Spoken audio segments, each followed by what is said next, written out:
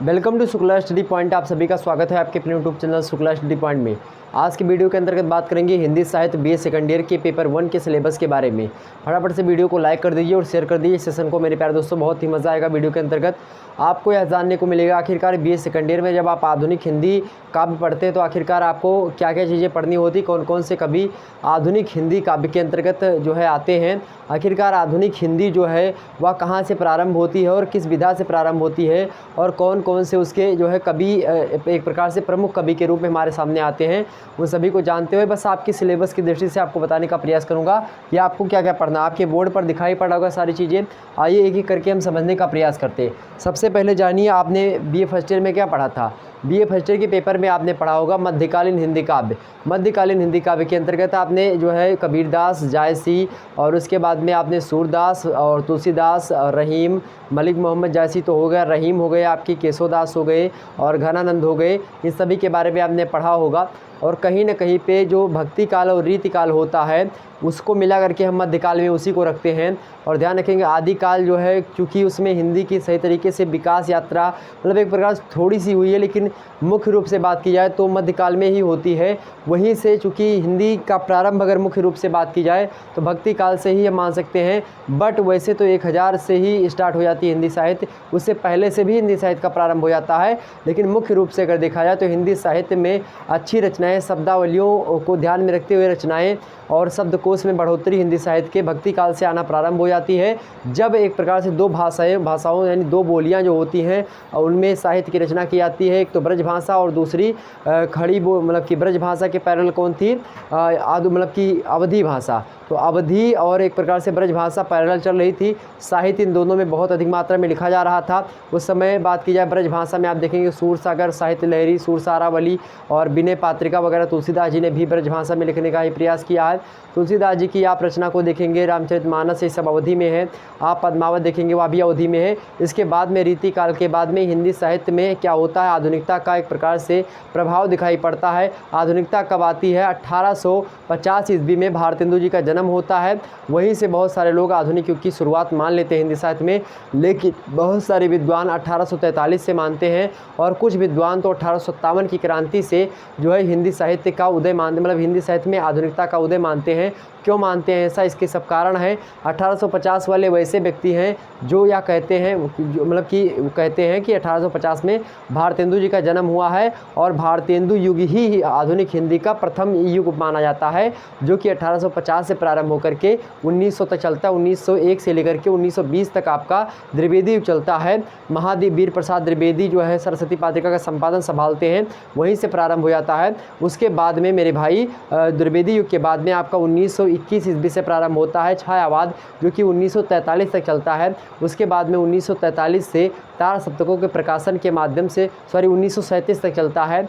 1937 तक चलता है आपका क्या, 1937 तक चलता है छायावाद। और 1937 के बाद से प्रारंभ होता है आपका 1937 से 1943 तक का आपका क्या चलता है, प्रगतिवाद चलता है। उसके बाद में आपका आता है प्रयोगवाद 1943 से, और वह चलना प्रारंभ हो जाता है। उसके बाद में 1947 के बाद में स्वतंत्रोत्तर कविता के नाम से जो है रचनाएं होनी प्रारंभ हो जाती हैं। उसके बाद में नई कविता आती है और उसके बाद में आप देखेंगे सठोत्तरी कविता हमारे सामने आती है। उसके बाद में गज़ल वज़ल तमाम प्रकार की विधाएँ हमारे सामने निकल करके आती हैं। तो हमको पढ़ना क्या है, आप चूँकि रीतिकाल और भक्ति काल के कवियों के बारे में आपने छिटपुट पढ़ लिया है, आपके सिलेबस में थोड़ा बहुत जानकारी आपको मिल चुकी है। अब आपको जानकारी किसके बारे में लेनी है, तो जानकारी आपको लेनी है मेरे भाई, जानकारी आपको लेनी है आधुनिक हिंदी के बारे में। तो आधुनिकता में कौन कौन आते हैं, सबसे पहले देखें आधुनिक युग का स्वर्णकाल किसे कहा जाता है हिंदी साहित्य में। आधुनिक युग का स्वर्णकाल किसे कहा जाता है, तो भैया कहा जाता है छायावाद को। तो इसमें छायावाद के तो मुख्य उन्नायक तो रहेंगे, इसके साथ ही साथ द्विवेदी युग के भी लोग रहेंगे, क्योंकि बहुत सारे लोग ऐसे जो कि द्विवेदी युग में भी रचनाएं लिखी हैं और छायावाद में भी रचनाएं लिखी हैं, प्रगति प्रयोग में भी रचनाएं लिखी हैं। तो कहीं ना कहीं मुख्य कवि आपके पाठ्यक्रम में संकलित होंगे।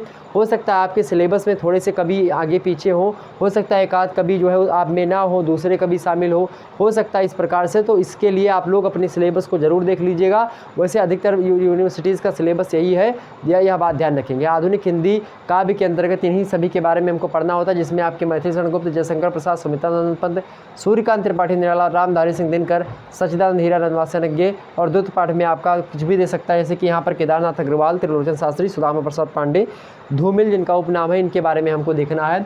अब हम आपको बताने का प्रयास करते हैं आधुनिक में। अब यहाँ पर आधुनिक काल के जो कुछ महत्वपूर्ण कवि होंगे वही आप में पूछे जाएंगे, ठीक, आधुनिक काल के, ठीक। समझिए, यहाँ पर चूंकि मैथिली शरणगुप्त जो थे ये द्विवेदी युग के एक प्रकार से कवि के रूप में हमारे सामने आते हैं और द्विवेदी युग के एक प्रकार से बढ़िया कवि हैं। द्विवेदी युग में मैथिली शरणगुप्त जी का बहुत ही एक प्रकार से अच्छा स्थान रहा है। बाद में भी, छायावाद में भी इन्होंने रचनाएँ लिखी हैं, लेकिन द्विवेदी युग इनकी मुख्य भूमिका है। और ये जो है कहीं ना कहीं पे जो सरस्वती पात्रिका के संपादन कर रहे थे डॉक्टर महावीर प्रसाद द्विवेदी, हजारी प्रसाद हमने बोल दिया था क्या पहली बार, नहीं, महावीर प्रसाद द्विवेदी। तो महावीर प्रसाद द्विवेदी जो थे उनसे इनका एक प्रकार से दोस्ताना रिश्ता था, और साथ ही में दोनों लोग, क्योंकि जो मैथिली शरणगुप्त या फिर द्विवेदी के जो कवि होते थे वो जो रचनाएं लिखते थे उनका प्रकाशन सरस्वती पात्रिका के माध्यम से ही हुआ करता था, तो इसीलिए दोस्ताना ऐसा रिश्ता मतलब बन चुका था। और यहाँ पर समझेंगे मैथिली शरणगुप्त की 5 रचनाएँ आपके पाठ्यक्रम में संकलित हैं। मैथिली शरणगुप्त की पाठ रचना यहाँ पर देखेंगे, BA द्वितीय वर्ष हिंदी साहित्य, प्रथम प्रश्न पत्र आधुनिक हिंदी काव्य आपके पेपर का नाम है।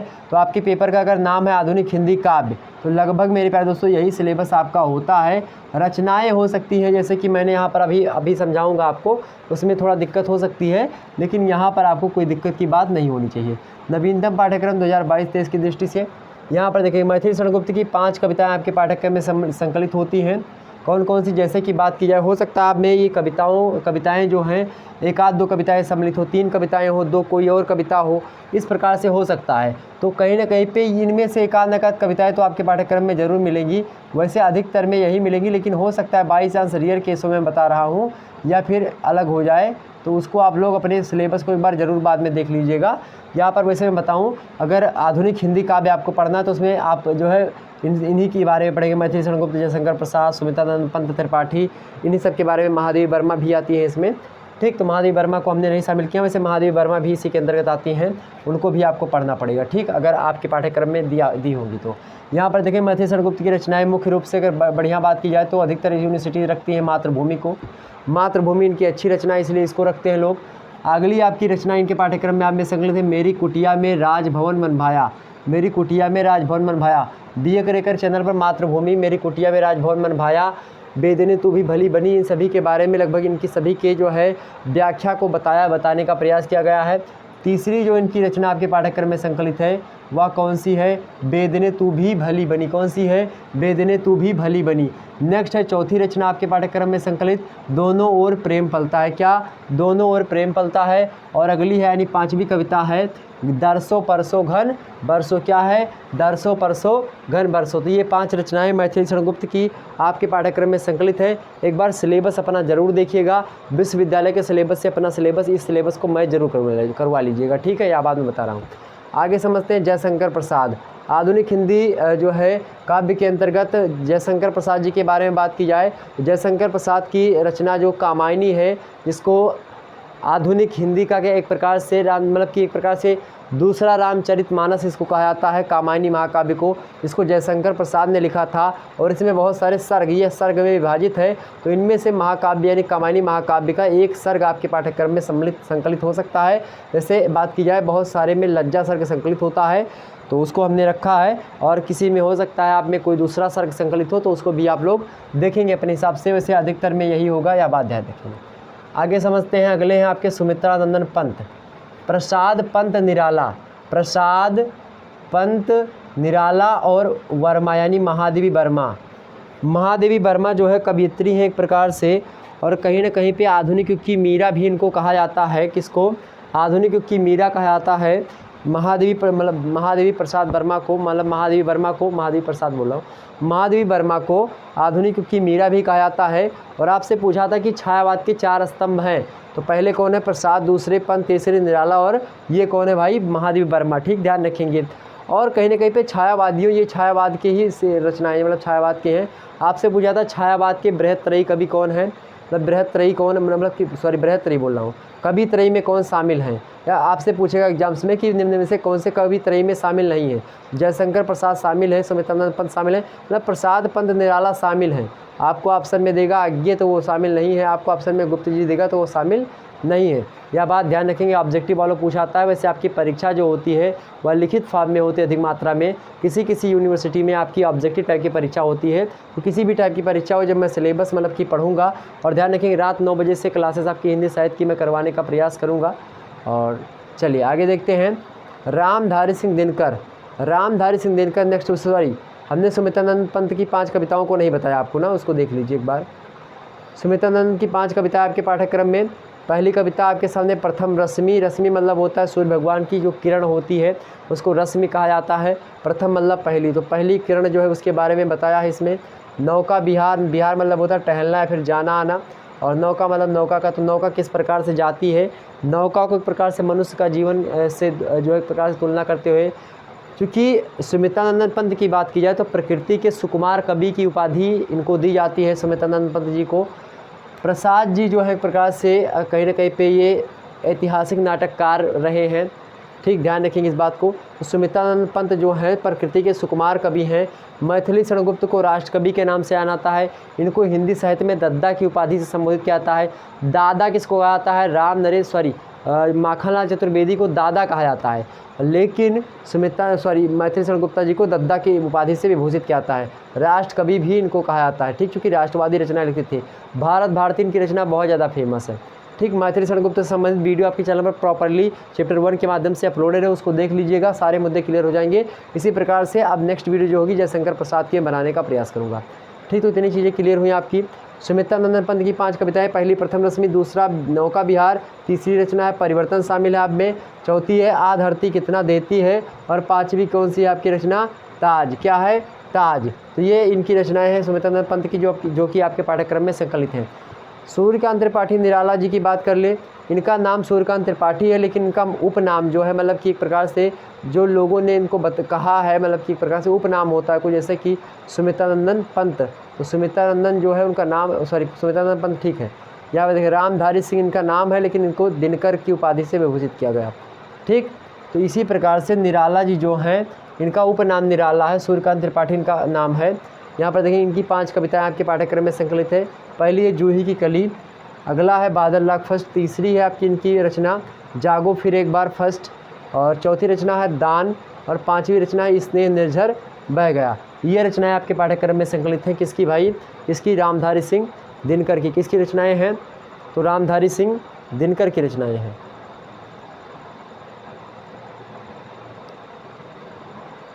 ओके, हाँ भाई, सभी लोगों का बहुत बहुत स्वागत है। एक बार वीडियो को लाइक कर दीजिए, और चैनल पर नए हैं तो ज़रूर सब्सक्राइब कर लीजिएगा, शेयर कर दीजिएगा। ओके, चलिए हाँ आगे बढ़ते हैं। रामधारी सिंह दिनकर की 5 रचनाएं, 5 कविताएं आपके पाठ्यक्रम में हैं। पहला है जनतंत्र का जन्म, दूसरी रचना है परशुराम की प्रतीक्षा, तीसरी रचना है नेता, चौथी रचना है आलोक धनुआ, और अगली रचना है 5वीं अभिनव मनुष्य, जो कि कुरुक्षेत्र के 6वें सर्ग से उद्धृत है। अभिनव मनुष्य, ठीक। यहाँ पर रामधारी सिंह दिनकर की रचना हो गई। ओज कवि के नाम से रामधारी सिंह दिनकर को विभूषित भी किया जाता है, ठीक, ध्यान रखेंगे। आगे देखते हैं साहिवाग्य मतलब सच्चिदानंद हीरानंद वात्स्ययन यज्ञ जी के बारे में बात करें तो अज्ञे इनका उपनाम है। इनकी भी 5 कविताएं आपके पाठ्यक्रम में संकलित हैं, और बौद्ध धर्म से प्रेरित रहे हैं कहीं ना कहीं पे अज्ञे जी। इन्होंने जो है इनकी पहली रचना आपके पाठ्यक्रम में संकलित है नदी के द्वीप, दूसरी है कलगी बाजरे की। कलगी मतलब होता है एक प्रकार से कली से तरीके से, बाजरे की जो ऊपर वाला जो होता है उसी को कलगी कहा जाता है। कलगी बाजरे की। नया कवि आत्मस्वीकार तीसरी रचना आपके पाठ्यक्रम में है। चौथी रचना अज्ञे जी की सामग्री का नैवेद्य दान। सामग्री जो होता है सम्राट की जो पत्नी होती है उसको हम सामग्री के नाम से जानते हैं, सामग्री के नाम से। ओके, नैवेद्य मतलब होता है प्रसाद। नैवेद्य का क्या मतलब होता है, पंचामृतम पयोनीतम पयोदधि घृतम मधु शर्करा चा समायुक्तम मधुरम स्वाद चा उत्तमम उपहारम समायुक्तम नैवेद्यम निवेदयामी। नैवेद्य आप चढ़ाते हैं कि तो जो है एक प्रकार से तो यदीयम मस्त गोविंदम तुभ्यमेवा समर्पये, तो कहीं ना कहीं पे जो प्रसाद आप चढ़ाते हैं, कोई फल ले जा करके, कोई मीठा ले जा करके जब भगवान पर आप चढ़ाते हैं, उसकी पूजा हो जाती है। पूजा होने के बाद में उसको हम नैवेद्य कहते हैं। अब आप ध्यान रखेंगे। ओके, चलिए, तो सामग्री का नैवेद्य दान मंदिर में जाती है। रचना ठीक ठाक है, मैं बताऊंगा, इसकी व्याख्या भी करूंगा, इन सभी रचनाओं की व्याख्या। अगर आपके पाठ्यक्रम आप एक बार ज़रूर देख लीजिएगा, अधिकतर में यही है, लेकिन फिर बता रहा हूँ, आप एक बार ज़रूर अपने विश्वविद्यालय का जब सिलेबस आए आप ज़रूर उससे मैच करवा लीजिएगा। गूगल करिएगा, गूगल पर आपके सिलेबस मिल जाएगा। मतलब अपनी वेबसाइट पर जब आप जाएंगे, वेबसाइट पर सिलेबस आप चेक करेंगे, आपको मिल जाएगा, तो उस सिलेबस से एक बार मैच ज़रूर कर लीजिएगा। ओके, आगे देखते हैं हिरोशिमा। हिरोशिमा जो है एक स्थान है, जापान का एक स्थान है, जहाँ पर 1945 के दौरान जो है बम गिरा था, अमेरिका के द्वारा बम गिराया गया था हिरोशिमा पर और नागासाकी पर। उसका वर्णन सच्चिदानंद हीरानंद वात्स्ययज्ञ ने अपनी इस रचना में हिरोशिमा में किया है। आगे देखते हैं लिटिल मैन, और जो है एक और बम का नाम है वो लिटिल मैन और फैट मैन, 2 बम गिराए गए थे यहाँ पर द्वितीय विश्व युद्ध के समापन पर। तो द्वितीय विश्व युद्ध एक प्रकार चल ही रहा था उसी समय, और इसी बम गिरने के बाद में ही द्वितीय विश्व युद्ध का समापन कहीं ना कहीं पे हो जाना निश्चित हो जाता है। ठीक, आगे देखते हैं। अब ये तो थे आपके मूल पाठ से, मैथिलीशरण गुप्ता जी, जयशंकर प्रसाद, सुमित्रानंदन पंत, सूर्यकांत त्रिपाठी निराला, रामधारी सिंह दिनकर और सच्चिदानंद हीरानंद वात्स्ययज्ञ, ये 6 कवि जो हैं आपके मूल पाठ में संकलित हैं। लेकिन अगर बात की जाए द्रुत पाठ में, मूल पाठ में चूँकि होता कि कविताएं संकलित है, इन कविताओं की व्याख्या खंड मतलब की व्याख्या वगैरह आपको पता होना चाहिए। तो कहीं ना कहीं पे यहाँ से व्याख्या खंड आपको जयशंकर प्रसाद, मैथिलीशरण गुप्ता, सुमित्रानंद पंत और निराला जी और दिनकर जी और अज्ञे, इन्हीं से पूछे जाएंगे। ठीक, चूँकि मूल पाठ से ही व्याख्या खंड पूछे जाएंगे, द्रुत पाठ से व्याख्या खंड नहीं पूछे जाएंगे। इनसे केवल लघुत्तरीय प्रश्न पूछे जाते हैं लिखित वालों में। अति लघुत्तरीय वाले अगर होंगे तो उनसे जो है इनकी कुछ रचनाएं मतलब कि 10 क्वेश्चन या 5 क्वेश्चन या ऐसे 10 क्वेश्चन को मिला करके पूछ ले जाएंगे। ठीक, तो इसको एक रेयर थोड़ा थोड़ा किस्सों में पढ़ना। द्रुत मतलब होता है एक प्रकार थोड़ा आपको पढ़ना, ज़्यादा इनके बारे में नहीं पढ़ना है, बट हाँ एक प्रकार से जानकारी सामान्य रूप से इनके बारे में होनी चाहिए। आपके उसमें द्रुत पाठ में केदारनाथ अग्रवाल जी संकलित हैं, दूसरे त्रिलोचन शास्त्री जी हैं, और तीसरे आपके सुमित्रानंद मतलब कि सुदामा प्रसाद पांडे धूमिल जिनका उपनाम है, ये हैं। त्रिलोचन शास्त्री एक प्रकार से आप BA 3rd ईयर में भी इनके बारे में पढ़ेंगे। अवधि कविता में त्रिलोचन शास्त्री के बरवै मतलब बरवै की बात की जाए, आधुनिक बरवै के जन्मदाता रहे हैं त्रिलोचन जी। ठीक, जबकि बरवै के जन्मदाता कौन रहे हैं तो रहीम दास जी को बरवै का जन्मदाता कहाता है। बरवै के प्रवर्तक कौन है? बरवै धर्म मतलब कि बरवै जो छंद है उसका लेखन सबसे पहले किसने प्रारंभ किया था? तो किसने किया था? रहीम दास जी ने ही किया था। तो कहीं ना कहीं पे वो हैं। तो केदारनाथ अग्रवाल, त्रिलोचन शास्त्री, सुदामा प्रसाद पांडे, इनसे केवल लघु उत्तरीय प्रश्न पूछे जाते हैं। इनसे जो है ये द्रुत पाठ में है, चूँकि इनसे व्याख्या आपकी नहीं पूछी जाएगी। और बता दूं आपको यहीं पर, अगर आप BA 3rd ईयर में हैं तो भी आपकी क्लासेस आपके सिलेबस जल्द ही आपके चैनल पर अपलोड होंगी, और जो पेपर 2 होगा उसके बारे में भी आपको जो है सिलेबस दिखाने का प्रयास करूंगा।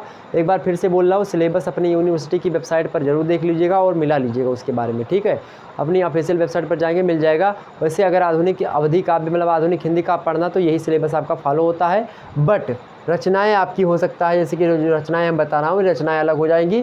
बाकी ये सभी कवि तो हैं, इनको कोई नकार नहीं सकता है, कवि आपके पाठ्यक्रम में जरूर संकलित होंगे। तो बस इन कवियों के माध्यम से ही मैं चैप्टर पढ़ाऊँगा आपको, रचनाओं को अभी नहीं पढ़ाऊँगा। जब जो है क्लियर हो जाएगा कि आपके पाठ्यक्रम में कौन कौन सी, वैसे रचनाएं आप पढ़ लीजिएगा सर्च करके, बट इनके बारे में जैसे जैसे मैथिलीशरण गुप्त के बारे में हमने विस्तार से बता दिया था, ऐसे ही जयशंकर प्रसाद के बारे में बताएंगे, ऐसे सुमित्रानंद पंत जी के बारे में बताएंगे, ऐसे सबके बारे में बता दूंगा। तो आपका एक प्रकार से मोटी मोटा आपको सही तरीके से सारी जानकारी मिल जाएगी।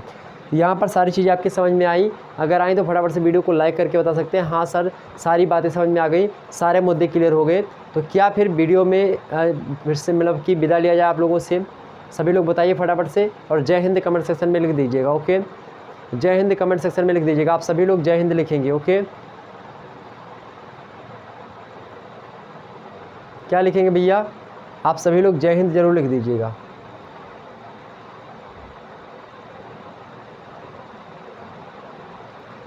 तो चला जाए फिर,